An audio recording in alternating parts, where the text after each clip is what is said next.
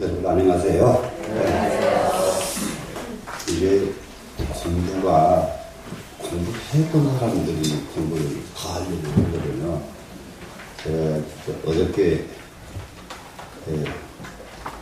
찾아온 손님이 계시는데 인천대학 교수하고 법조계에 있는 변호사 이 왔는데 상당 밖에 그 사람들이 전부 도덕경에 배가 되더라고요. 요즘 도덕경 강좌하는 것을 법조인들이 그렇게 많이 듣는데요. 불교 TV에서. 그래가지고 한 번도 안 봤던 사람들이 함께 묻어 선거 때문에 지금 바빠서 못 온다고. 끝나면 좀 가서 정말로 큰 지혜를 좀 충전시키고 싶다고 찾아왔어요. 의식이 그런 걸 하려고 하는 마음들이 모두 여기저기 일어난다는 것은 상당히 좋은 징조예요. 전에는 그런 것이 없었는데 근대에 와서는 뭔가 한계들 모두 느끼나 봐요. 정치하는 분들 모든 사람들이 한계에 느껴가지고 뭔가 좀 이렇게 좀 확실하게 이렇게 딱 자기를 중심을 잡고 갈 수 있는 이런 것이 필요한 것 같습니다. 또 이제 우리 일반 우리 신도들도 마찬가지예요. 지금 우리가 가만히 보면은 지금 때가 어렵고 어렵다 그래요. 전부 불경기 천지사랑이 이런데 그럴 때는 어떻게 같으시냐. 옛날 분들 보니까 천하에 무도하면 천하에 도가 없어 살 수가 없어요. 살 방법이 없으면 공부해야 그래요. 그게요 세상에 힘들 적에 공부가 얘기입니다. 공부를 해서 힘들 적에 사람들이 이탈이 안 돼야 돼요. 사람들이 자기 삶에서 힘들면 막 자기 생활에서 이탈하려고 해요. 힘들 적에 방황하거든요. 그렇게 이탈하지 않으려면 공부가 가장 급선무입니다. 또 한 가지는 공부는 자기를 한 만큼 이렇게 한 단계씩 끌어올려줘요. 공부한 만큼. 무슨 공부가 됐든지 공부를 하면은 무엇이 나를 한 단계 끌어올리느냐 하면은 공부하면 하면서 집중을 해야 되잖아요. 한동안 집중을 한 그 힘이, 집중력 그 힘이 나를 한 단계 끌어올려줍니다. 공부는 해볼만 하다고 생각이 드시죠? 네. 그런데 이제 이럴 적에 어떤 공부를 하느냐 굉장히 중요한데, 오늘은 보면은 불교의 4대 성지를 아마 보셔야 될 차례 같은데 맞나요? 네. 네. 지금 이제 불교를 아는 순서들은요, 불교의 정의를 먼저 알아야 되고, 불교를 알으려고 하는 순서가, 그 다음에 이제 불교는 가장 불교를 우리가 불교의 신앙은 어떤 신앙을 가지고 있는가 알아야 되고, 그리고 불교를 신앙함으로써 군병의 마지막에 목적은 우리가 불교를 하면서 무슨 목적을 가지고 불교를 신앙하는가, 이게 정리가 돼야 되죠. 그런 이제 불교를 우리가 신앙하는 까닭은 인격을 향상시키는 데 있다. 근데 부처님 말씀 그대로 하면은 깨달음을 위해서다 이러죠. 그런데 깨달음이라는 말은 바로 다름이 아니라 인격을 승화시키는 이것이 깨달음입니다. 그렇기 때문에 지금의 인격에서 좀 더 나은 인격으로 승화시키려니까 그러기 위해서 불교를 한다. 이렇게 정의가 내려지고 나면은 불교의 역사를 부처님이 선물하셔서 가르치시면서 불교가 이렇게 쭉 전파되어 온 과정이 원시불교에서부터 근본불교에서부터 원시불교, 부파불교 쭉 해서 6가지 단계 지난 시간에 공부하셨죠? 최후에 나타났던 불교 현상이 밀교였다. 그럼 이 밀교의 이 사상은 이 불교에만 퍼진 것이 아닙니다. 교회에도 밀교의 형태가 터져요. 그게 뭐냐 그러면은 교회에서는 완전히 이제 외도로 이제 밀교를 가져갑니다. 그래 뭐가 터지느냐 그러니까 반은 터졌다고 난리치죠. 네, 이런 것들이 전부 밀교의 일파들입니다. 그러니까는 모든 이 세상에 있는 사상을 근원을 찾아보면 전부 불교에 있다. 불교에 있다는 것을 여러분들은 그냥 쉽게 알 수가 있습니다. 지금 이해되죠? 네, 근데 교인들이 재밌어요. 불교에서 자기네들 그 100개가 돼. 네. 어떻게 그런 수도 생길까요? 그런 수가 생기겠는가 안 생기겠는가 한번 생각해 보고요. 네. 그쪽보다 불교가 이 세상에 펼쳐지기 시작하고 500년이나 먼저 전에 펼쳐졌는데 500년 전에 어떻게 기독교 것을 가져갔을까요? 네. 네. 그쪽 분들은 또 그렇게 갖다 둘러붙이는 걸 잘하더라고요. 네. 둘러붙이는 것을. 네. 그래서 오늘은 불자라고 하면은 부처님이 계셨던 인도를 이게 머릿속에다가 이렇게 상상을 하시고, 인도에는 불교의 4대 성지가 있는데 그 4대 성지가 어떤 곳인가 이것을 한번 이렇게 살펴볼 필요가 있습니다. 혹이라도 인도를 가시게 되면은 반드시 이 4대 성지는 밟아보고 온다 하는 게 우리나라 사람들입니다. 이것은 어느 종교인이든 간에 똑같이 거기는 다 가보려고 해요. 기독교인들도 가면은 4대 성지는 다 갑니다. 4대 성지는. 그게 부처님의 4대 성지의 개념은 우리나라가 지금 뭐가 조금 모자라느냐 그러면 옛날 위인들 가옥이 제대로 보존이 안 되고 있어요. 네, 제대로 보존이 안 되고 있습니다. 그러니까는 중국에 가면은 공자가 살던 집이 지금까지 보존되고 있거든요. 저는 거기 가서 보고 놀란 것이 공자가 살면서 떠먹었던 우물이 지금도 보존이 되고 있어요. 근데 그 우물을 보면은요, 혹시 사상이 높으면은 생활이 완전히 문화적이에요. 생활이 뒤처지지 않는다면 그 우물이 얼마나 이쁘게 만들어졌던지 그대로 옮겨오고 싶어요. 우리나라로. 그렇게 이쁩니다. 그런 우물에서 다 이게 펄펄 쏟아져 나오는 물 떠마시니 얼마나 상쾌하겠어요? 우리나라 우물하고는 비교할 수가 없이 완전히 예술적으로 만들어놨어. 우물 하나도. 왜 그런 것이 만들어지느냐. 이 사상이 넓어지면은 자연히 생활을 그렇게 단정하게 지금 사람들이 와서 예술적으로. 그때 사람들은 그게 일상적인데, 우리 눈으로는 너무 예술적으로 만들어진 거예요. 그러면 공자 당시가 지금 벌써 2500년 전입니다. 우리나라에 한번 위인들 한번 연상을 해보십시다. 신라 때 원효대사 집이 어디가 있어요? 아세요? 누구? 아는 분 있으면 한번 해보세요. 네. 아무도 모르죠. 네? 아무도 모르죠.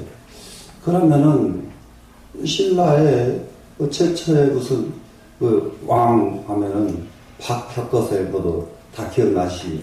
그분 집이 어디가 있나요? 아세요? 이 보존이 안 되고 있는 거예요. 우리나라가 보존이. 근데 그 이후로도 마찬가지예요. 이제 신라 때가 공자 당시보다는 1000년이 뒤입니다. 공자 당시가 2500년은 신라는 1500년 전이에요. 1000년 뒤인데, 그러면 당나라 때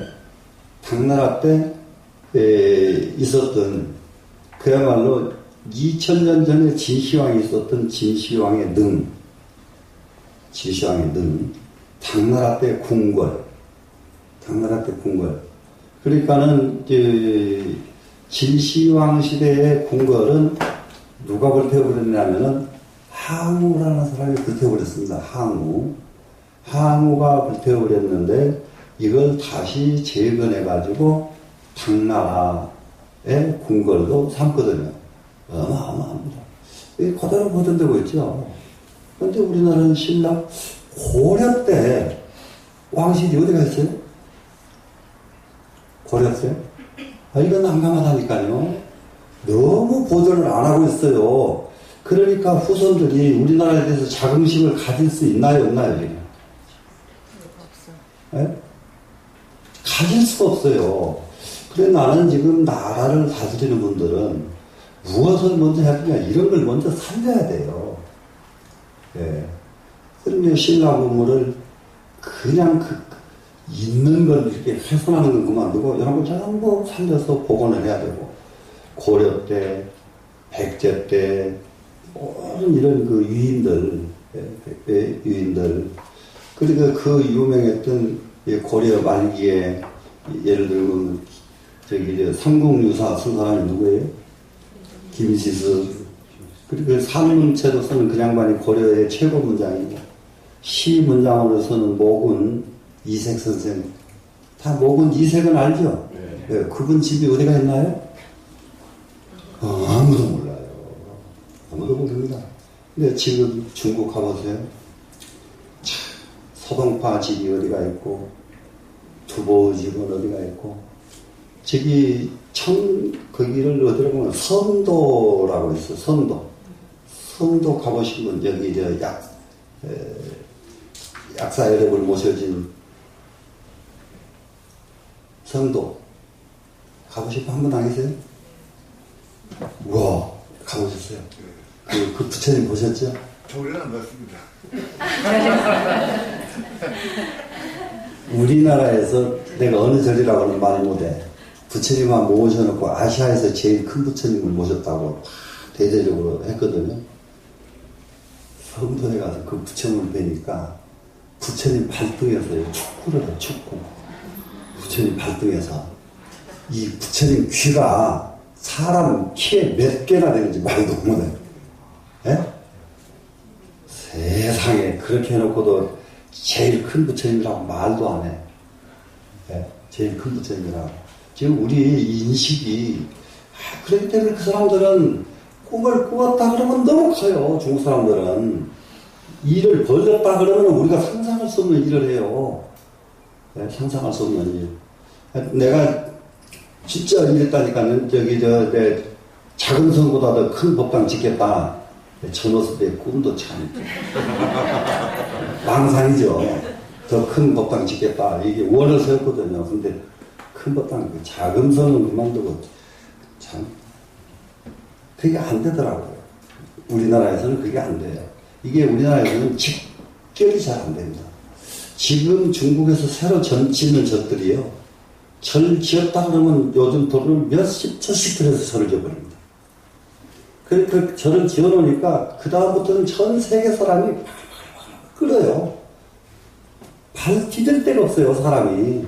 얼마나 세계에서 모여들든지. 근데 이렇게 국이 커요. 네, 중국 하면은.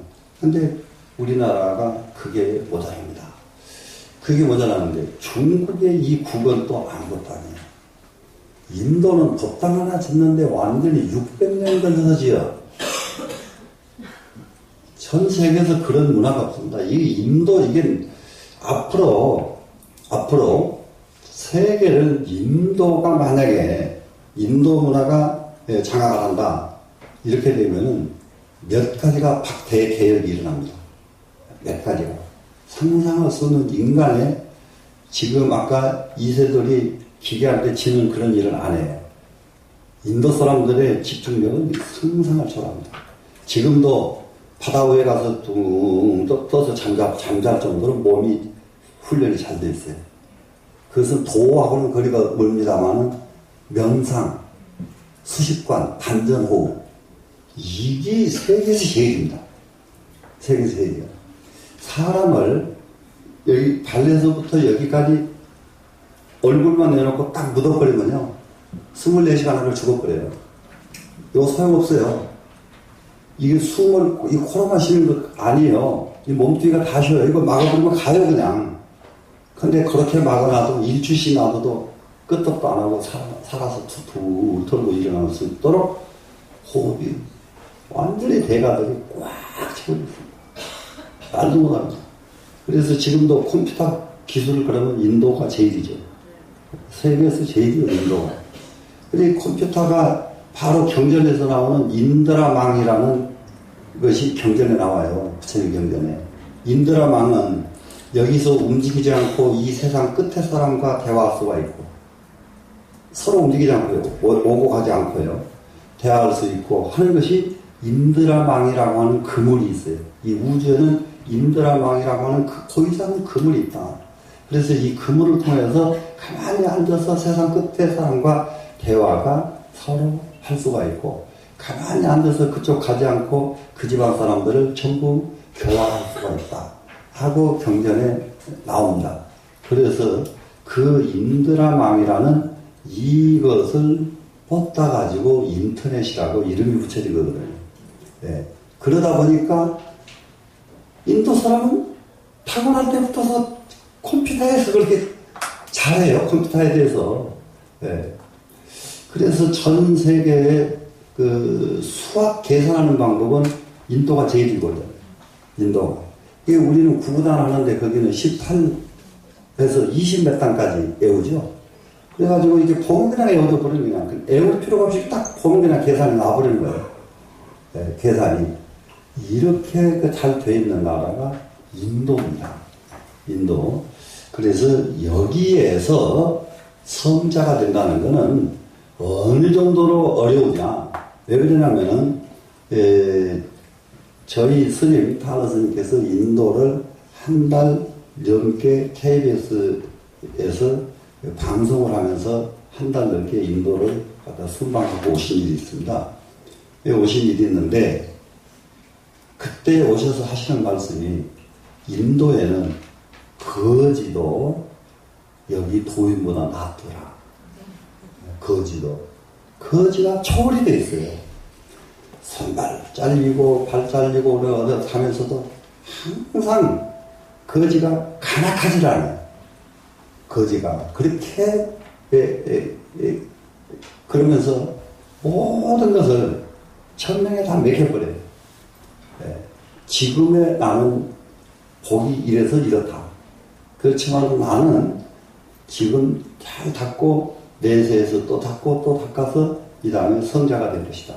이런 꿈을 쫙 가지고 있는 거예요. 거지들이. 거지도 꿈을 가지고 있는 나라 인도.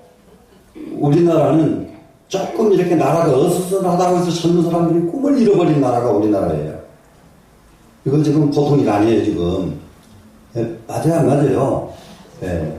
인도 사람들은 거지도 꿈을 가지고 있다니까요? 예. 그래서, 부처님 4대 성지에 대해서 우리가 인식을 좀, 새로 해야 됩니다. 그래, 제일 첫 번째 성지가 뭐냐 그러면 부처님 탄생하신 곳이에요. 탄생하시고, 그걸 룸비니 동산이라고 합니다. 룸비니, 부처님이 탄생하신 곳, 동산이에요. 자, 부처님 일대기를 보면 참 재미나는 게 있습니다. 태어나신 곳은 룸비니 동산이시고, 설법하신 곳은 노곤 동산이시고, 돌아가신 곳은 쌍림 동산이시고, 전부 동산에서 태어나시고, 동산에서 사시고, 동산에서 돌아가셔요. 한 번도 이렇게 집 속에서 살아보신 일이 없어요. 네, 한 번도. 이 세상에 무엇 하나, 종이장 하나도 자기 소유물을 가져보신 일이 없어요. 이게 부처님이셔요. 네. 그러기 때문에 그 위대하신 부처님 오신 곳, 룸비니 동산은 지금 전 세계적으로 가장 유명한 관광 코스가 되었습니다. 이게 여기 룸비니 동산에서 태어나시는 과정은 이 다음에 또 설명이 되니까 룸비니 동산은 부처님이 태어나신 것, 이것은 머릿속에 꼭 염두에 두시고요. 그리고 이 다음에 혹이라도 포교사 시험을 본다든지 하게 될 때에 이 4대 성지, 8산성도 이거는 반드시 한 번도 안 가지고 나오는 문제니까 이 4대 성지는 꼭 외워두셔야 됩니다. 예, 첫 번째 성지가 어디라고요? 예.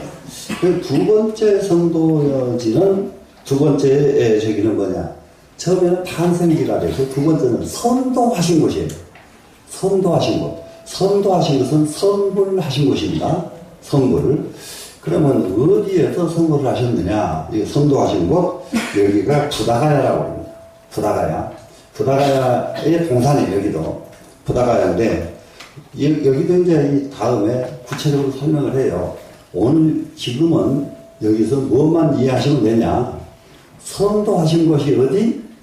그러면 부다가야. 이것만 외워두시면 됩니다. 이거는 불자가 되면은 반드시 외워둬야 될 곳입니다. 자, 세 번째는, 제 세 번째가 뭔가 보세요? 법륜지, 초전법륜.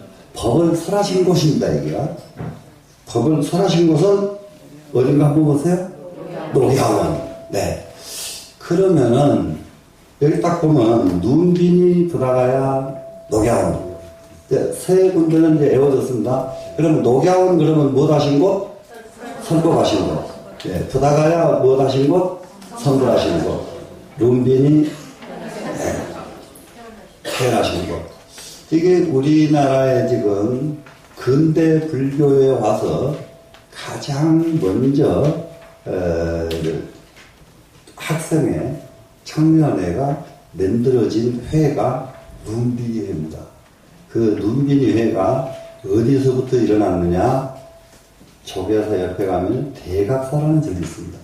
정든 절인데 여기에서부터서 룸빈이회가 만들어졌는데 이 룸빈이회를 만들어서 이끄시던 스님이 운문스님이에요.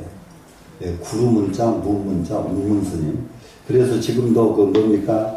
그 노래가 촌스럽기는 해요. 옛날 어른이 시어나서 둥글고 또 하는 노래죠. 이것도 그 바로 운문스님이 지으신 겁니다. 네, 지으신 노래고. 예. 그래서 그런 노래를 직접 지어서 모든 사람들을 부르게 하시고 그 룸빈이 학생회가 만들어서 길러냈는데 그 사람들 중에 지금 성공한 사람이 제일 한 사람은 홍석현이라고 하는 중앙일보 맞죠? 네. 중앙일보 회장이죠. 회장. 또 지금 서울시장 박원순 씨. 이런 분들이 눈빈이 회원들입니다. 그래서 이제 이것이 얼마만큼 영향을 크게 미치느냐. 박원순 씨 같은 분은 정치를 하면서도 여기 봉은사 역을 만드는데 포스코 역으로 해야 된다고 얼마나 난리가 났습니까? 그것을 봉은사 역으로 정착을 시켜놓으신 분이 박원순 씨요.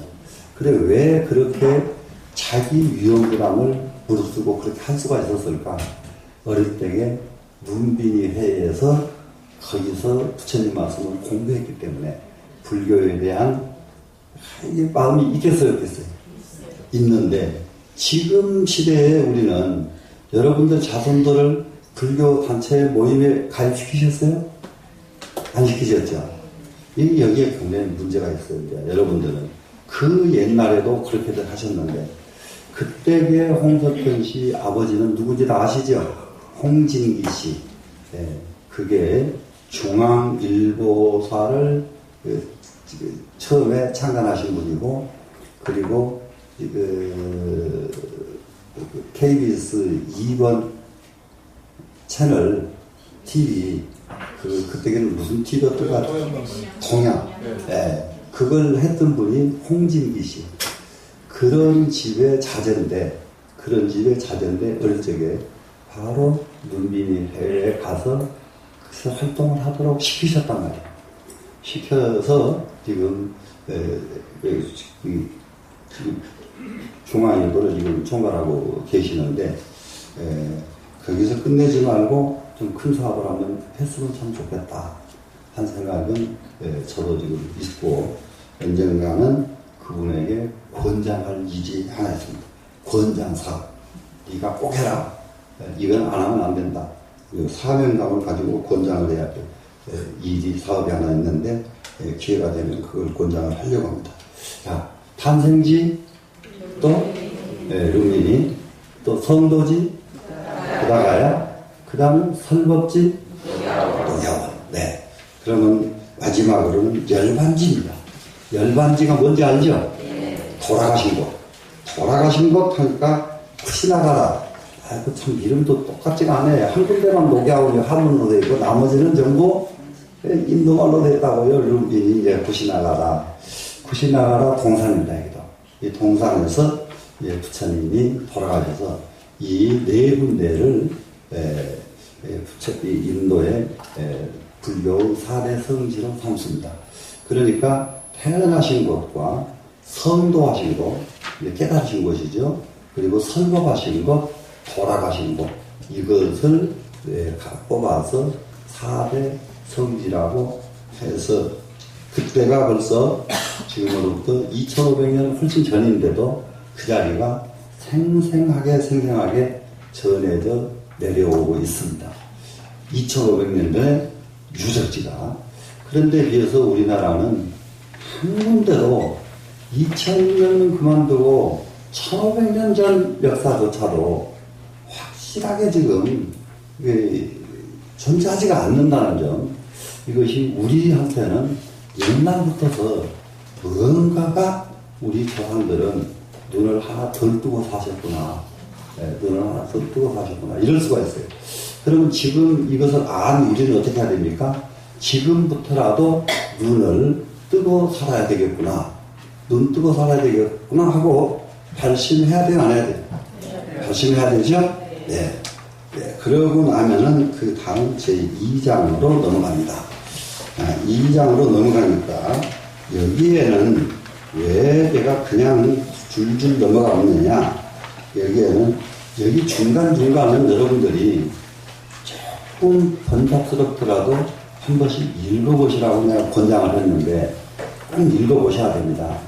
그리고 제가 설명하는 소리를 듣는 것이 여러분한테는 유익해요. 그걸 안 하고 내가 이걸 읽고 설명해버리면은 불교를 진짜를 이해하기가 너무 어려워집니다. 이해가 되겠죠? 네, 그러니까 여기는 부처님에 대한 일대기를 간략하게 썼고요. 쭉 넘어가면은 몇 쪽이 나오냐 하면 40쪽이 나옵니다. 40쪽이 나오면 팔상성도가 나옵니다. 이 팔상성도 속에서 아까 룸빙에서부터서 쿠시나가라까지 구체적인 설명은 여기서 할 거예요. 이것은 팔상성도인데 저희가 출발할 때만 해도 팔상성도, 그래서 팔상도 또는 팔상전 해가지고 책이 요 합친 것보다 훨씬 큰 책으로 하나씩 절마다 비치가 돼 있어. 절마다. 그래서 불교인이면 출발한 사람이면 누구든지 그 처음부터까지 읽어야 됩니다. 읽어야 되는 아주 필수, 불교를 아는데 필수적인 교재였는데 지금은 더 구체적으로 하다 보니까 팔상성도에 대해서 조금 가르치는데 소홀하고 있습니다. 지금은. 그런데 이 팔상성도만 완전하게 이해를 하면은 우리 불자들은 불교에 대한 모든 역사를 딱 한 눈으로 끼게 됩니다. 팔상성도. 아까 4대 성지에다가 넷을 보태면 팔상성도예요. 넷을 더 보탭니다. 네. 4대 성지에다가 넷을 더 보탠다. 그럼 4대 성지는 태어나신 곳, 돌아가신 곳, 생과 사 이렇게 묶어졌죠? 그 다음에는 선도하신 곳, 설법하신 곳 이렇게 되어 있죠. 그래서 이렇게 이 4대 성지를 이해를 하시고 나서 팔상성도를 보시게 되면은 부처님의 전기를 완벽하게 이해할 수가 있습니다. 팔상성도 봅니다. 제1 첫 번째, 이것도 배워야 됩니다. 4대 성지도 그냥 너무 쉽잖아요. 출생지, 열반지, 그리고 성도지, 설법지. 이렇게 쉽게 이 정도 했는데 안 헤어져요? 헤어지죠? 솔직하게 헤어졌죠? 네. 그런데 이제 이게 팔상성도 이거는 불자라고 하면은 한 번도 어떤 모습으로든지 이 팔상성도는 시험 문제에 나오게 돼 있습니다. 시험 문제에 나오게 돼 있으니까, 예를 든다면은, 팔상성도를, 4대 성질을 써라 이런 게 아니고, 요즘은 시험도 다양하게 내더라고. 4대 성질 중에, 선도하신 것이 어디냐? 이렇게 쓰라고 하면, 다 외워야 그거 알지. 맞잖아요. 그렇기 때문에 선도하신 것이 어디냐? 그러면은,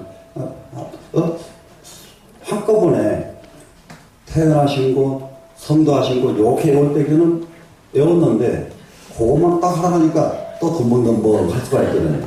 근데 덤벙덤벙 안 하게끔 꼭 외워줘야 됩니다. 자, 그러면은 제일 첫 번째 부처님의 팔상은 뭐냐? 부처님께서 태어나셔서 돌아가실 때까지의 행적을 8가지로 딱 요약하라면은 요약한 겁니다. 부처님이 오셔서 부처님이 돌아가실 때까지 가장 큰 업적, 잊어버려서는 안 될 8가지 모습을 팔상그래. 그래서 팔상은 모습입니다. 8가지 모습. 그래서 제일 첫 번째가 뭔가 보세요. 도솔레이상 이렇게 되어 있습니다. 이걸 이대로 외워야 돼요. 이 팔상성도는. 도솔레이상. 이거는 옛날도 아니고 지금도 마찬가지예요. 스님들이 새벽에 도량석하고 아침 새송 종성하는 것 여러분 아시죠? 네. 그 새송 할 적에 꼭 이것은 안 빠지고 합니다. 안 빠지고 이 팔상성도는. 그래서 스님들이 이거 다 외워요. 근데 도솔레상 비람 강생상 이렇게 이거 다 외워요. 그래가지고 쌍님 열반상나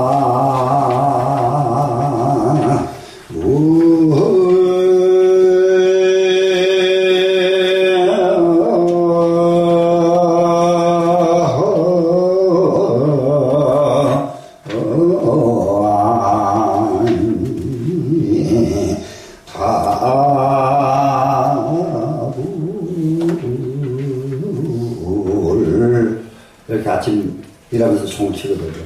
그러니까 이렇게 의전 속에서 항상 잊어버리지 않고 외워서 할 수 있는 하는 것이 이 팔상성도가 그 중에 하나다. 그러면 이거는 외워야 되겠다. 이렇게 하시고요. 도솔레이상입니다. 도솔천에서 이 지구를 중심으로 하는 33천의 세계가 있습니다. 33천. 그러니까 우주가, 우리가 지금 이걸 이해를 하셔야 돼요. 불교에, 욕계, 색계, 또 뭐죠? 무색계. 그러면은, 욕계가 어디까지가 욕계냐 그러면은, 우리가 살고 있는 지구에 대기권 이내에 있는 세계는 전부 욕계에 해당됩니다. 그렇기 때문에 이 대기권 이 안에 살고 있는 생명체는 전부 뭘로 사느냐? 욕망으로 살아요. 욕망. 이게, 그러니까 사람만 욕망이 있는 게 아닙니다. 짐승, 개, 돼지도 전부 욕구가 있어요. 욕망이 있어요. 개, 돼지한테도. 파리, 모기한테도 욕망이 있습니다. 욕구가 있어요. 이 대기권 이내에 살고 있는 모든 생명체는 전부 욕망, 욕구를 가지고 사는 생명체들이 모두 집결해 있는 데가 욕계예요. 그래서 욕심을 가지고 사는 세계, 욕계입니다. 이 욕계인데, 욕계를 중심으로 해가지고 색계, 무색계 우주가 3단계로 나눠져요. 그러면은 대기권에서 벗어난 세계가 그때부터서는 이제 색계가 됩니다. 뭐냐? 거기에는 물체, 몸뚱이만 있고 의식이 없어요. 절대 의식이 있지 않습니다. 의식이 있는 생명체가 안 살아요, 거기는. 그냥 껍데기만 있어요. 그러면은 이제 그것이 뭐냐 그러면은 이 대기권 밖의 모든 별들이 거기에 해당이 됩니다. 해당이 되기 때문에 거기는 생명체가 없어요. 이렇게 예, 껍데기를 있어도 이 몸뚱이가 생명체가 몸뚱이에 욕망이 없는 세계다 이 말이에요. 욕망이 없는 세계. 그런데 여기에서 이제 유념해야 될 것은 이 세계에 만약에 우리와 같은 생명체가 있다고 그런다면은 욕망이 끊어져 버린 생명체이기 때문에 이 생명체는 영구합니다. 우리 인간 세계가 왜 영원하지 못하느냐면 욕망 때문에 영원하지 못합니다. 그런데 만약에 별 세계에 생명체가 있는 별이 있다고 치십시다. 거기에 생명체가 있다고 그러면은 그 생명체에 있는 생명체들은 욕망이 끊어진 생명체들이 살고 있기 때문에 굉장히 영구불멸합니다. 영구불멸하는 세계가 됩니다. 그래서 이제 그 세계를 가서 태어나기를 굉장히 원합니다, 사람들이. 왜 그러냐면 여기는 100년도 못 사는 세상을 갈등하다 살다가 가버리잖아요. 우리 욕계가. 그러니 거기 가면 이 갈등 요소인 욕망이 없으니 얼마나 좋겠는가. 그런데 여러분, 또 물었더니, 아이고, 갈등하면서도 욕망이 있고 살고 싶다. 이런 사람들이 굉장히 많습니다. 네? 그래서 천상에 아무라도 못 가는 거예요. 네? 이게 끊어져야 글로 가는데, 안 끊어져. 죽을 때까지 안 끊어져. 무슨 말씀인지 아시겠어요? 네. 그런데 여기 33천 중에 중간쯤 있는 세계가 천상이 있습니다. 여기가 도솔천이라고 하는 세계가 있어요. 도솔천. 그래서 33천의 가장 중앙에 있기 때문에 도솔천을 33천 대천 세계 가운데 가장 가운데 가장 중심부에 있어서 여기를 도솔천 내원궁이라고 이렇게 말을 합니다. 가장 중심지에 있는 우주 33천 세계 중에서 가장 중심 세계에 있는 세계가 바로 도솔천이다. 근데 이 도솔천이라고 하는 세계 천상에 부처님이 계셨어요. 여기 오시기 전에. 거기 계시다가 거기 가면 망상도 없고 뭣도 없어요. 참 욕구가 없으니까. 그런데 우연히 땅덩어리를 내려다보게 된 거예요. 부처님께서. 땅덩어리 내려다보니까 땅덩어리에 아주 허덕이는 중생들이 얼마나 안쓰럽던지 볼 수가 없거든. 아니 이게 저기 가면 죽을 텐데 저리 가면 죽을 텐데 죽는 길을 막 가고 있거든. 그래서 죽어요.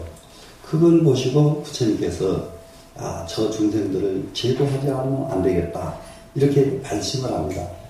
근데 사람이 여러분들 지금 살려고 여러분들 애쓰지 여러분들 죽으려고 애쓰셔요? 근데 죽으려고 애는 안 쓰는데 죽은 길로 가는 거예요. 뭐가 그런지 아세요? 여름에요. 날파기가 그렇습니다. 여름에 날파기 때가요. 불만 보면은 가서요. 자기 몸뚱이를 불에다가 태워요.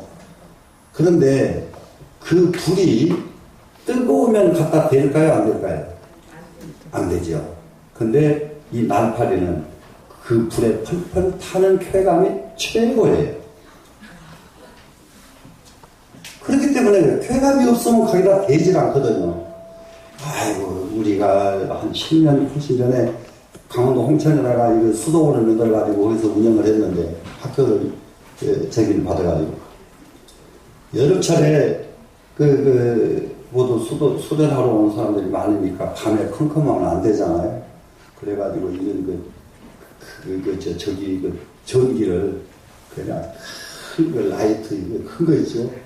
요걸 몇 개를 해놨더니 아침에 나가니까 마당에 그 전등불 아래 날파리들이 죽어서 쌓였는데 산더미야. 산더미. 그래서 저녁만 되면 떠요. 그걸 놔두면 온 동네 세상 날파리 나와서 다 죽겠더라고요. 그래서 이제 그걸 저녁만 되면 끄는데 거기서도 확인을 또 했죠. 정말로 얼마나 뜨거운데 그 불을 켜는데 그 옆에 가면요. 손 못 대잖아요. 뜨거워서. 손 못 대는데 거기에 막 날개를 갖다 대는 거예요, 여러분들. 한번 일하면 보세요. 촛불을 켜놓으면요, 촛불에 탈탈탈 타는데, 발발발발 떨면서도 여러분들이 날파리가 갖다 막 대고, 다 타서 결국은 죽어.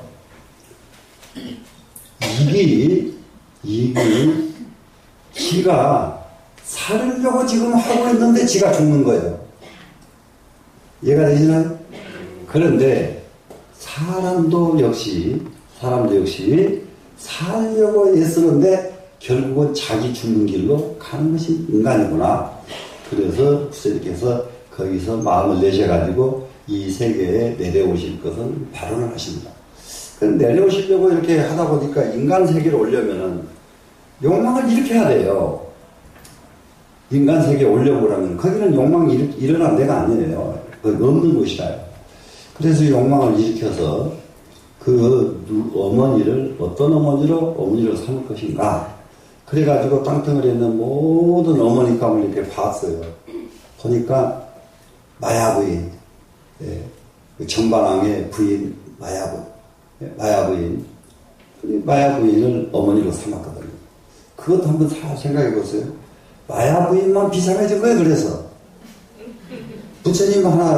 부처님이 이 세상에 오시게 하기 위해서 마야부인의 뱃속으로 들어오시는데 어떻게 들어오셨느냐? 그래서 이 생에 대한 수 없는 설화가 어디로부터 나오느냐? 부처님으로부터 나오기 시작합니다. 생에 대한 설화가 그 전에 생에 대한 설화는 전부가 어떤 그 설화가 되느냐? 전부 신의 의탁에서 이 세상에 나오는 것으로 되어 있지. 이렇게 사람의 의지를 가지고 이렇게 태어나게 된다는 이런 설화는 오로지 부처님을 통해서 나오기 시작해요. 그래서 부처님이 발심을 해가지고 땅으로 내려오시는데 어떻게 내려오시느냐? 마야부인 부처님 어머니께서 몽중입니다. 잠속에 꿈을 꾸는데 꿈속에서 하얀 코끼리를 타고 정말 아주 귀한 귀공자가 내려오는 거예요.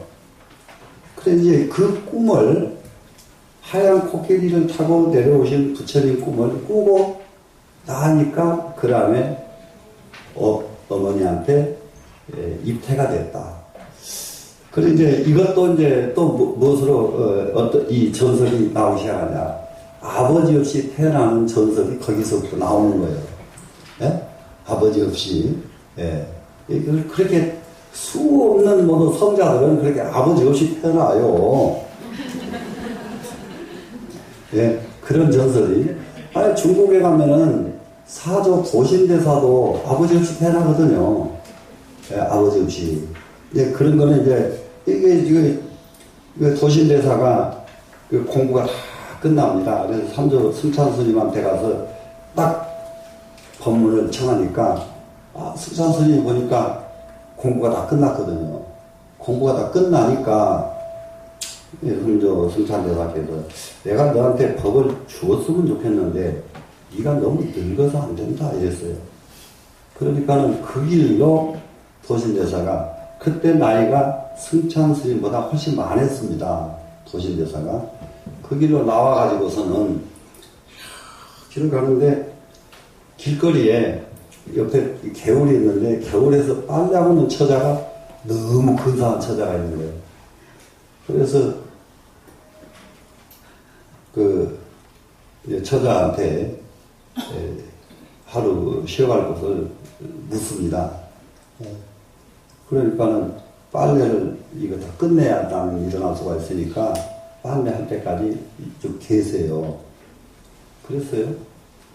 그러고는 빨래를 다 하고 쳐다보니까 사람이 없어. 그랬는데 그 사건밖에 없는데 아이를 가져버렸어.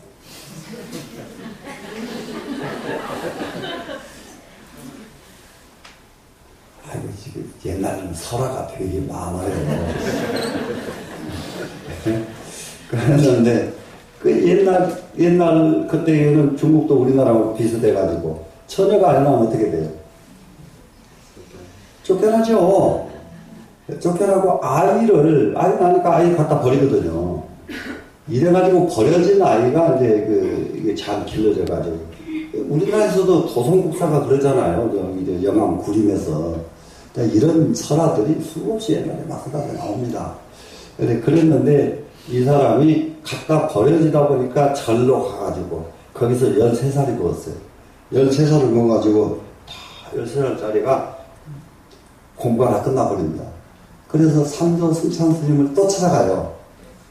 또 찾아가는데 찾아가서 그 전에 13년 전에 그 노장님이 승찬대사한테 했던 질문을 똑같이 하는 거예요. 13살짜리가. 예? 그래서 승찬대사가 그래서 할 수 없이 13살짜리 도신대사한테 법을 전합니다. 그래서 이 도신대사 때를 시작해가지고 전 집안에 중국 불교에 새로운 전설이 끝도 갓도 없이 생겨납니다. 끝도 갓도 없이. 네, 그런 전설은 이 다음입니다. 너무너무 재밌는 전설들이 많아요. 네. 근데 이제 부처님께서는 그래서 마야부인 뱃속으로 들어오시는데 하얀 코끼리를 타고 내려오신다. 이것이 도솔 두 글자는 도솔천이라는 천상 이름입니다. 내의 하는 것은 오시던 모습 내의입니다. 내의 올레자 거동이자 내의죠.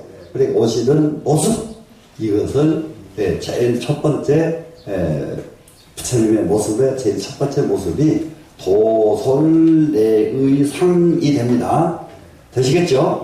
네, 도솔내의상. 그래서 어머니 뱃속에 이미 배가 되시고요. 그러고 나니까 마야부인이 이제 10달이 다 돼가지고 부처님을 출산하시려고 친정으로 가요. 인도에는 그때 풍속이 아이는 친정집에 가서 낳게 돼 있어요. 근데 친정으로 가는데 아까 부처님이 태어나신 곳이 어디라고 그랬죠? 눈빈이. 예. 눈빈이 그랬죠? 네. 그런데 눈빈이를 인도말로 하면은 눈빈이고요. 중국말로 하면은 비람입니다. 비람 강생상이에요. 그래 여기를 비람 그러면 눈빈이 강생상 해도 되죠. 이제 똑같은 말입니다. 그래서 이제 부처님 태어나신 곳이 어디냐? 그러면은 눈빈이 동산이다, 비람 동산이다 이렇게 둘 다 쓰셔도 정답입니다. 되시겠죠? 예. 네. 그래서 이제 비람 동산에서 가다가 이제 4월 8일 날 그때쯤 되면은 우리나라와 달리 인도에는 막 엄청나게 더운 때입니다. 엄청나게 더운 때니까 가다가 보리수 나무 아래에서 이제 쉬어요. 쉬다가 그 눈빈이 동산 보리수 나무 아래에서 쉬다가 이제 상기가 있어가지고 부처님을 탄생을 하시는데 이 상기가 있어서 탄생을 하시려고 모든 준비를 딱 갖췄는데 부처님 못 태어나셔요. 못 태어나시고 오른쪽 옆구리를 놔버려요. 부처님께서. 그래 지금 같으면은 이게 대부분이 이거는 전설이 아닙니다. 이거 실제 있을 수 있는 일이에요.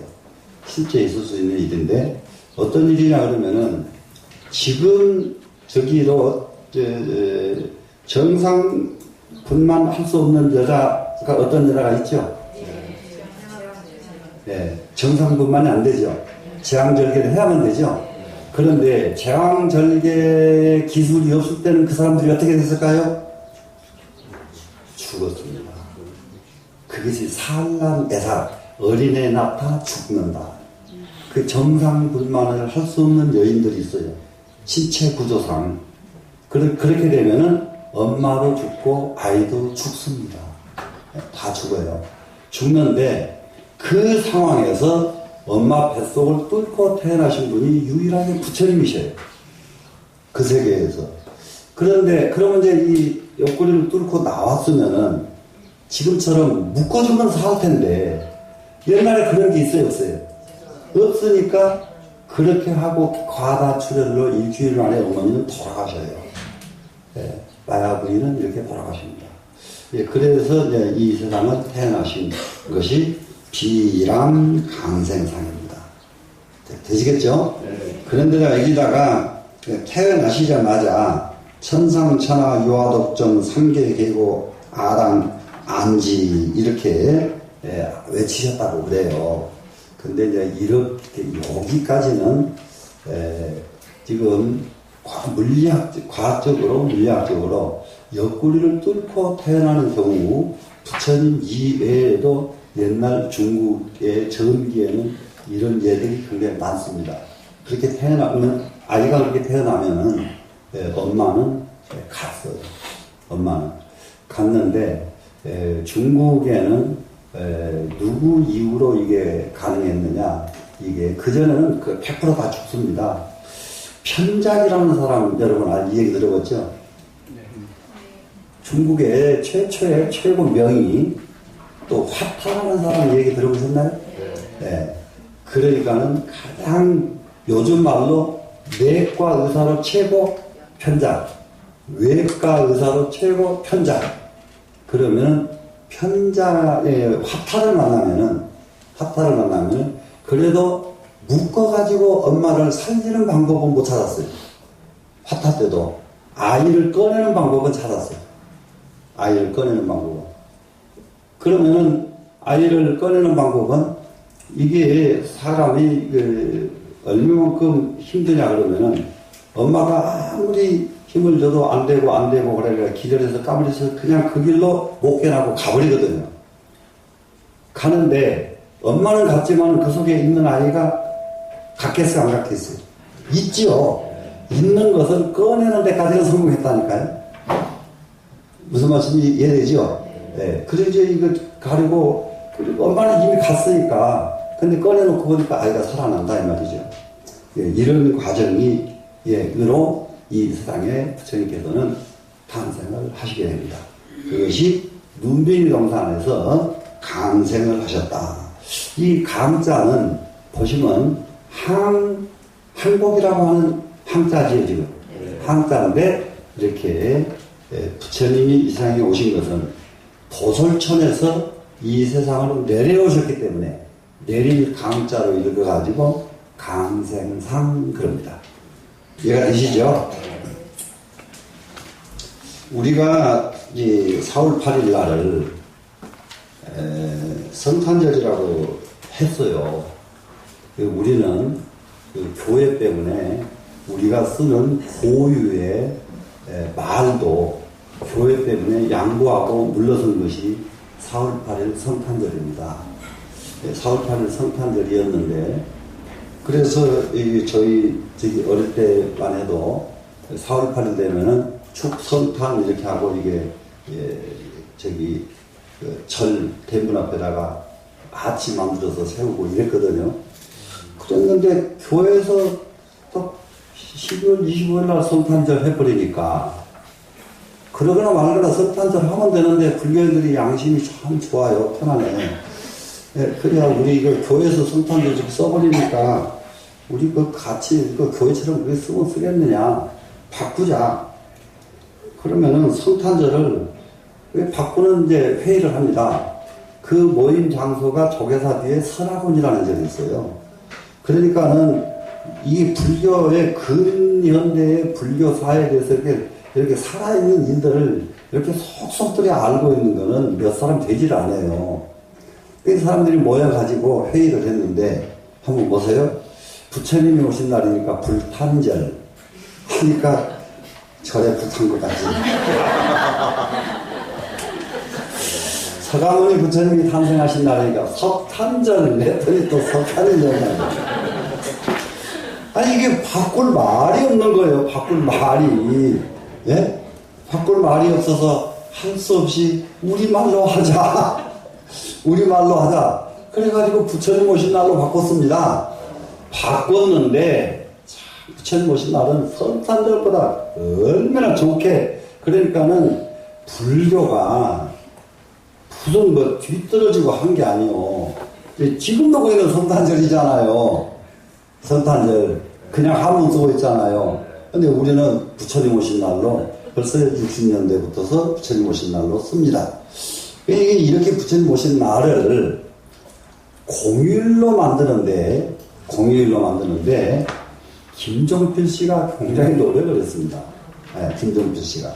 네, 노력을 해가지고, 예수 오신 날은 이렇게 국경일인데, 부처님 모신 날 안 할 수가 있느냐 해가지고, 용태영 변호사라고 변호사가 이걸 정식으로 소송을 제기했어요.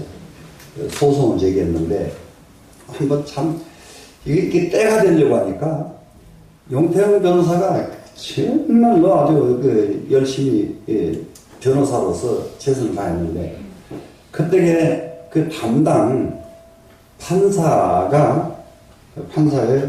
어머니가 판사가 부산 사람인데요.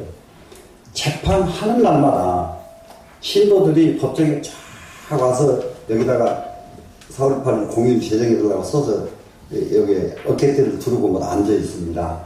앉아 있는데 마지막 판결을 하는 판사 어머니가 방청석에 제일 앞자리에 이러고 딱 앉아 있는 거예요. 그래가지고 대법원 판결 나가지고 이게 4월 8일이 국경일로 공휴일로 제정이 된 겁니다. 다른 건 뭡니까? 성탄절 그런 양본을 했어도 그쪽에서 공휴일이면 우리도 공휴일하는 것은 해야 되겠다. 근데 이 일을 적극적으로 나서서 지지해 준 분이 김종필 씨, 그리고 그 일을 앞장서서 일해 준 분이 용태영 씨, 그리고 그 담당 판사는 이름을 잊어버렸는데 그 어머니가 아빠 재판할 때마다 와서 다 부산 사람들이요. 참 한국 불리고 부산에서 다 구합니다. 그때게 80대씩 버스로 사람을 싣고 와서 법원을 메꿔버립니다. 부산에서. 서울에서는 몇 명 안 가요. 서울 사람들이 얼마나 약업 빠졌던지 그거 고생했을 겁니다. 안 해.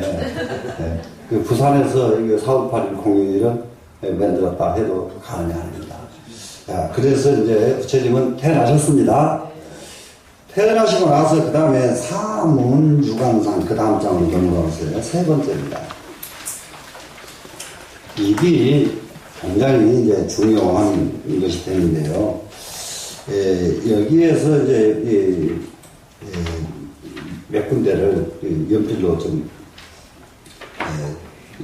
쳐놓으셔야 되기 때문에 사문유관상에서요.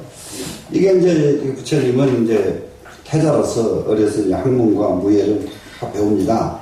그래서 다 통달합니다. 그리고 정말로 선과강이라고 하는 왕의 딸 야소드라 공주하고 결혼을 합니다. 그러다가 하루는 성을 나와가지고 성 밖을 유람하다가 여기서 도라고 하는 것은 뭡니까? 동문에서는 노인을 만납니다. 노인을 만나는데요.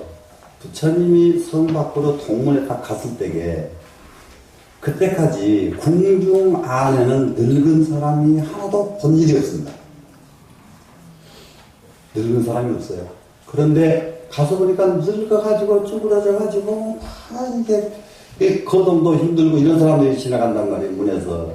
야, 저 사람들이 왜 저렇게 생겼느냐 하고 물으니까 자, 사람이 나이가 먹으면 저렇게 됩니다. 그러니까 부처님이 깜짝 놀라시면서 그럼 나도 나이가 먹으면 저렇게 된단 말이냐. 그렇습니다. 그러니까 부처님께서 딱 발길이 무거워지는 거예요. 발길이 무거워져요. 근데 보통 사람 같으면은 나이 먹으면 저렇게 된단다 그러면은 그럽니까? 그러고 말지. 그렇게 무거워질 이유가 없지요. 부처님은 이렇게 보시면 시각이 달랐다 이런 얘기입니다. 그래서 동쪽에서는 노인을 만났습니다. 그리고 서쪽문에를 가니까 병 들어가지고 막 들어가서 실려다는 병자들을 봅니다. 그래서 왜 저러느냐 그러니까 몸에 병이 나서 아파서 그렇습니다. 그래서 사람은 왜 이렇게 우리는 이렇게 멀쩡한데 저렇게 아플 수가 있느냐. 그러니까 사람은 이러하면은 저렇게 아픕니다. 또 가르쳐줍니다. 그러니까 아플 수 없는 방법은 없겠는가? 늙지 않을 수 있는 방법은 없겠는가? 부처님 벌써 이게 숙제예요. 벌써 노인을 보고 무엇을 걱정을 해요? 안 늙는 방법은 없겠는가? 아픈 사람을 보고는 뭘 걱정을 해요? 병 없는 방법은 없겠는가? 이래서 이제 부처님과 우리가 다릅니다. 그러고 나서는 이제 남쪽문으로 갑니다. 남쪽문으로 갔더니 이게요, 저기 시신이 나간다고요. 시신, 사람 죽은 시체가. 그래서 동문, 서문, 남문에서 기억을 해둘 것은 노인네, 병자, 시신. 이것만 기억하면 하나 남은 것은 애우나 그냥 쉽잖아요. 넷을, 셋을 애워버리면 노인, 병자, 시신. 이 세 가지를 봅니다. 그리고 북문에, 거기에서 이제 제일 부처님께서는 막막해집니다, 이제. 저건 무슨 행렬이냐? 그랬더니 저거는 이 세상을 떠나서 이제는 다른 세계로 가는 사람입니다. 그래서 누구든지 저렇게 되느냐? 그러니까 그렇게 됩니다. 그럼 나도 저렇게 된단 말이냐? 그렇게 됩니다. 그러니까 이제 마지막에는 무엇을 걱정하겠어요? 자, 안 늙는 방법, 병 안 드는 방법, 안 죽는 방법. 이게 숙제가 돼버린 거예요. 이게 바로 부처님이 선불할 수 있는 계기입니다. 옛날에 자기 조상들이요, 배를 타요, 배를 타는데 다 죽었어요. 할아버지도 배 타다 죽고, 큰아버지도 배 타다 죽고, 작은아버지도 배 타다 죽고, 자기 아버지도 배 타다 죽었습니다. 그러니까 옆에 친구가, 근데 이놈이 또 배를 또 타거든. 그러니까 야, 할아버지도 배 타다 죽고, 작은아버지도 배 타다 죽고, 큰아버지 다 배 타다 죽고, 그랬으면 너는 좀 배 좀 타지 말아라. 그렇게 하니까 이 사람이 뭐라고 하는지 아세요? 배 타다 돌아가신 분은 여기저기 다니다가 돌아가시지, 너희 집 방에서는 할아버지도 그 방에서 돌아가요. 맞아요. 큰아버지도 그 할머니도 그 방에서 대대로 다 그 방에 돌아가셨는데, 그러면 너는 그 방에서 살지 말아야 되겠네? 이러니까 꼼짝을 못해. 아주 치지게 그런 배 타는 사람도 그런 머리가 있다니까요. 그냥 지금 완전히 우리보다 낫잖아요. 그런 머리가 얼마나 해요. 그래서 이제 북문으로 갔더니 아주 기가 막힌 사람들을 보는다. 누구를 보느냐? 바람은 수행자들을 봐요. 바람은 수행자들이 벌써 천연하게 이게 아주 키가 꼿꼿하면서 참 예를 지어서 걸어가는데 품격이 기가 막힌 거예요. 그냥 부처님 보고 그냥 감동을 해요.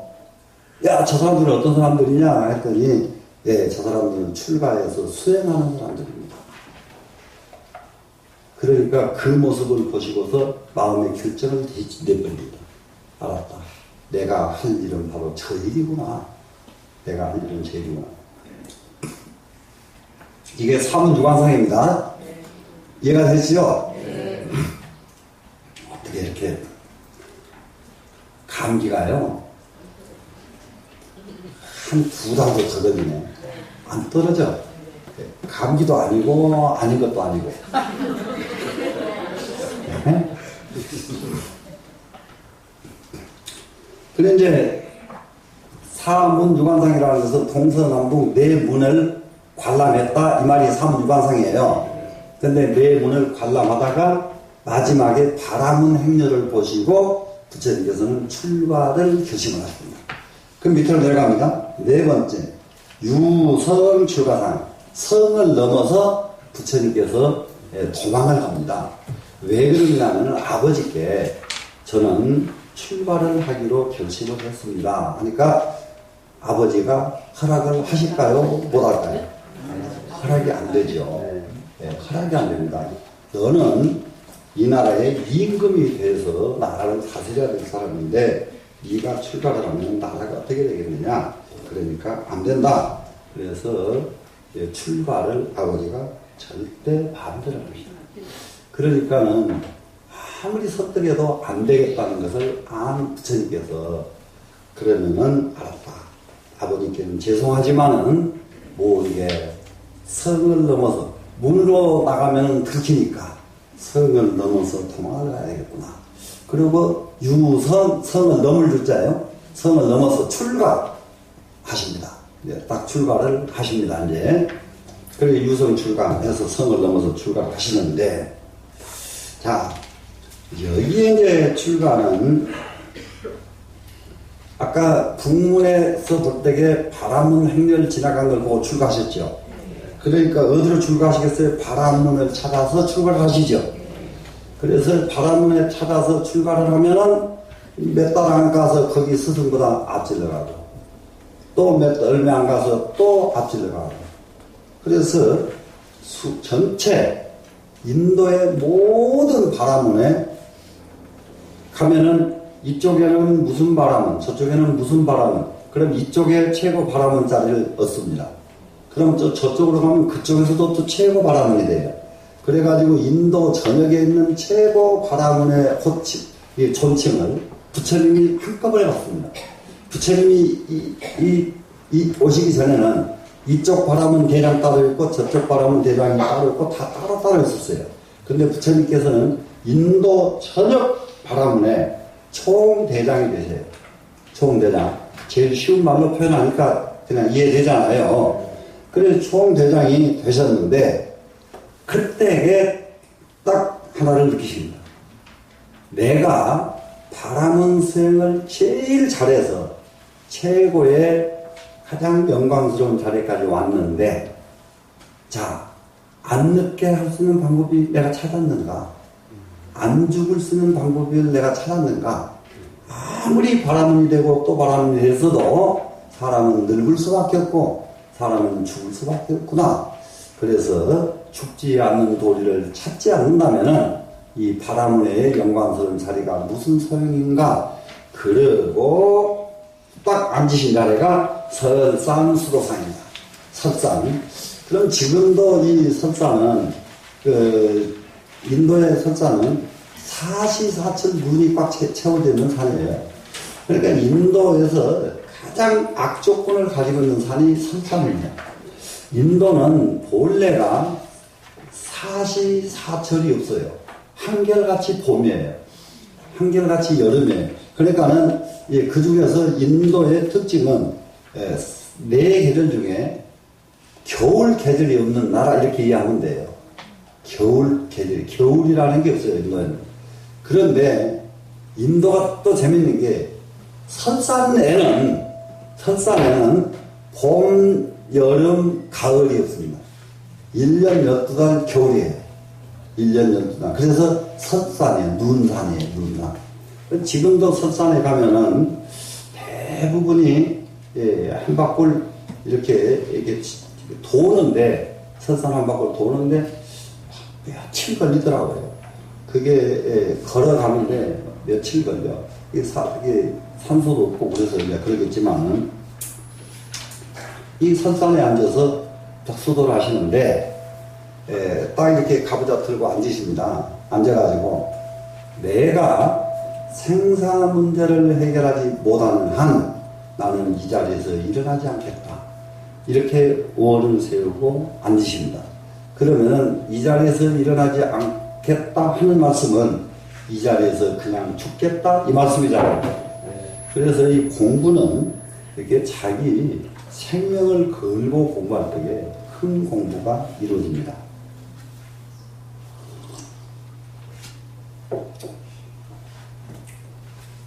그래서 이제 이 설산에 앉아서 이렇게 정에 딱 들으셨는데 그 정 속에서 세월을 얼마를 보냈는지 알지 못해요. 삼매가 그렇습니다. 그렇게 절대 의식으로 몰라요. 그랬는데 12월 초 8일 날 이렇게 정 속에서 눈을 살그머니 떴더니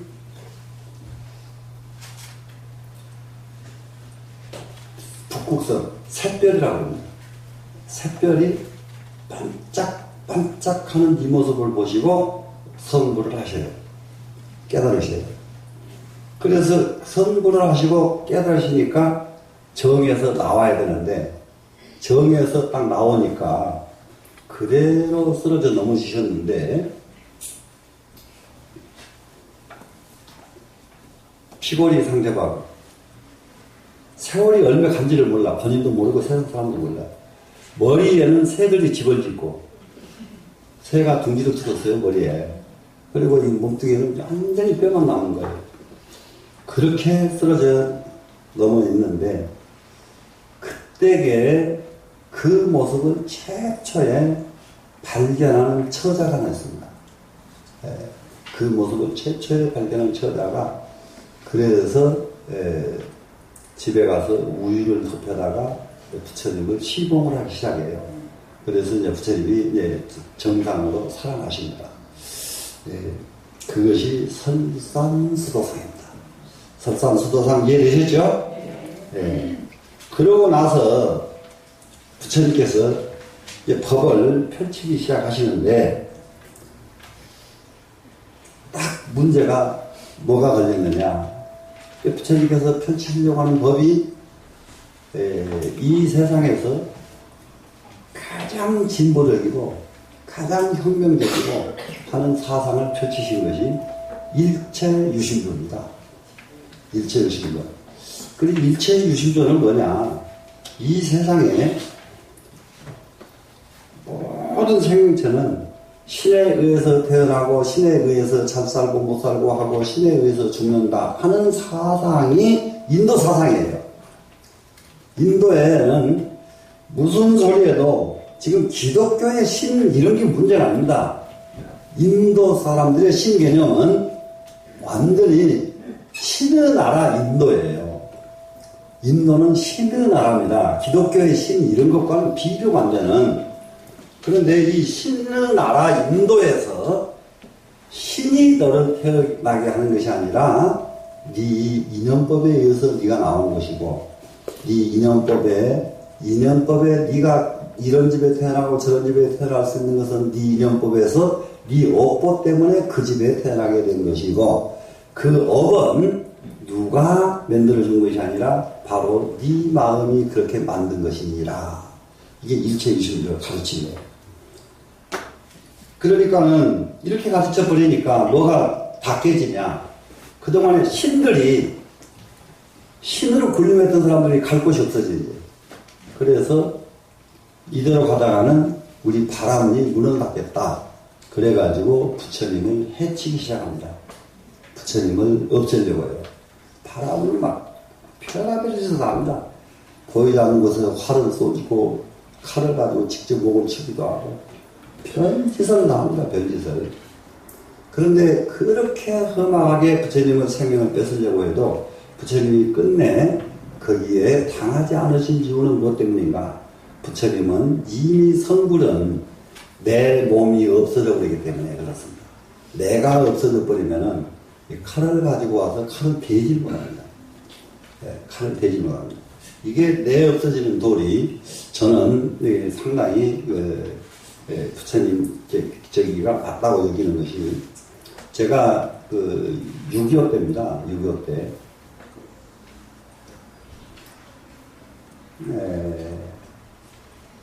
초겨울이 아니고 조금 지나서 늦겨울쯤 됐어요. 6.25 때.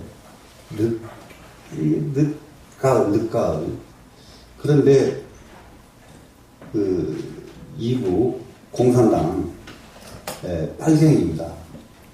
빨갱이가 여기 빨갱이하면 빨간 펜을 들은 모자를 쓰고, 그리고 총을 들고, 그리고 그 뒤에 우리나라 합도호국단이라는 게 있었어요. 합도호국단들이, 그 사람들은 전부 대나무 죽창을 들고, 그리고 이게 빨갱이 이 사람이 오면은 그 사람들은 죽창 들고 그 사람은 졸졸졸 따라옵니다. 따라와가지고 이제 우리 집을 조사를 하는 거예요. 우리 집을 조사를 하는데, 남편 어디 갔느냐, 저희 어머니한테 한 거예요. 그럼 우리 어머니 전라도 분이라 몰라라. 누구 어디 갔냐? 몰라라. 저도 몰라라. 예, 몰라라. 혼자가 방에 이런 가을, 늦가을이니까 추수에다가 고추도 해서 이렇게 올려놓고 했잖아요. 저게 뭐야? 그러면 풀어보시오. 뭐라고 말을 안 해요, 노인네가. 그러니까 물어보지 말고 같이 직접 풀어봐라, 이 말이야. 근데 이제 말을 그렇게 하니까 이게 이제 빨갱이 사람이 되게 화가 났어요. 그래, 방을 다 해보는데, 뭐 이것도 푹 대나무로 찔러보고 막 이러더라고요. 옆에 이제 저는 가만히 있는데, 밖으로 나오니까 이제 뭐죠? 무 이렇게 묻어놓은 이렇게 이런 거 있죠? 저게 뭐야? 그러니까 파보시오. 파보시오. 또 저거 뭐야? 하는 게 파보시오.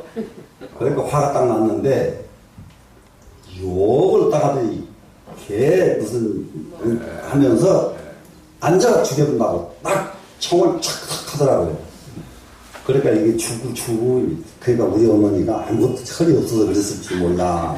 그때 나이가 20대 후반 아니면 30대 초반인데 내가 5-6살 이렇게 적은 나이니까 그럴 나이에 용기가 있어서 그런 분은 아니에요. 내가 생각해봐도. 딱 앉으면서 아따 사람 목숨을 이렇게 쉽게 죽어본다요. 그럼 죽여보시오. 그러고 딱 앉아버리는 거예요. 그래서 앉아서 죽여보시오 이러니까 아니, 이게 막 발발 떠는 거예요. 발발 떠니까 옆에 대촉창 가지고 있는 사람들이 달래, 이 사람을. 달래니까는 아무렇다고 그냥 가버리더라고요. 쫙 가버리는데, 거기에서 나는 내가 지금 나이에도 말이요.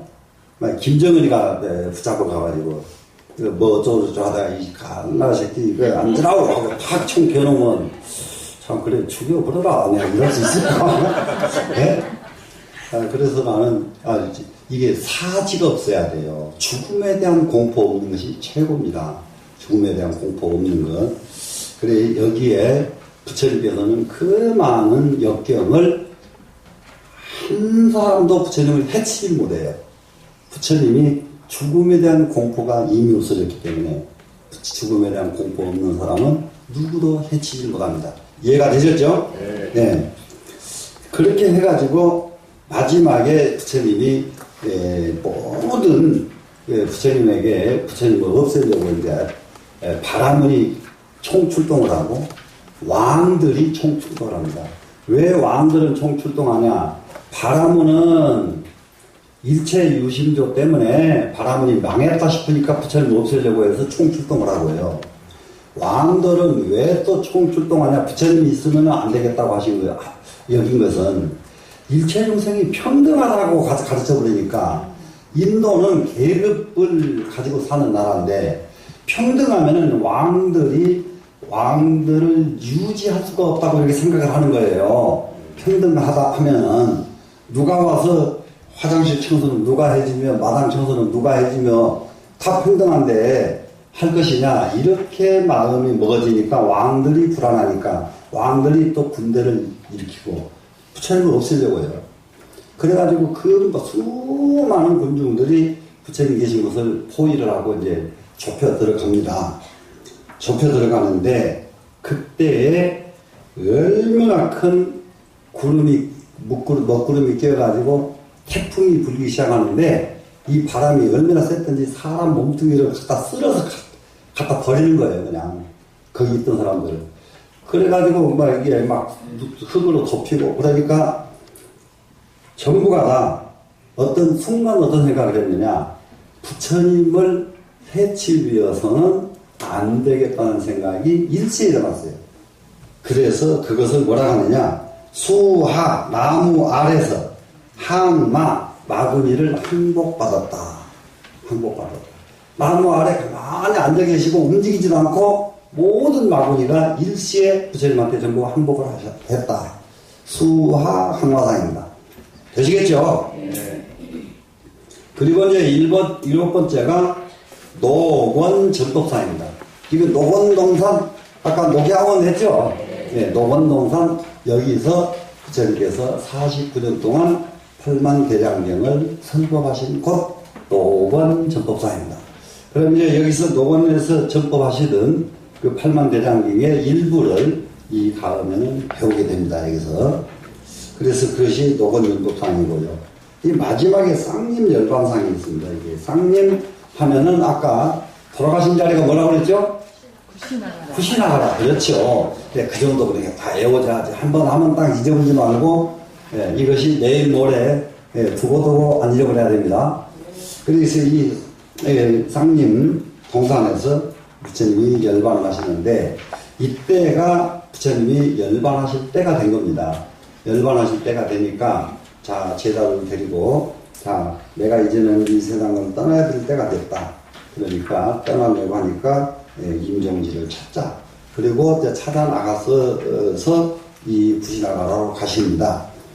이때 부처님의 제일 첫 번째 제자, 여러분 제일 첫 번째 제자는 누군지? 누가? 사리불. 예.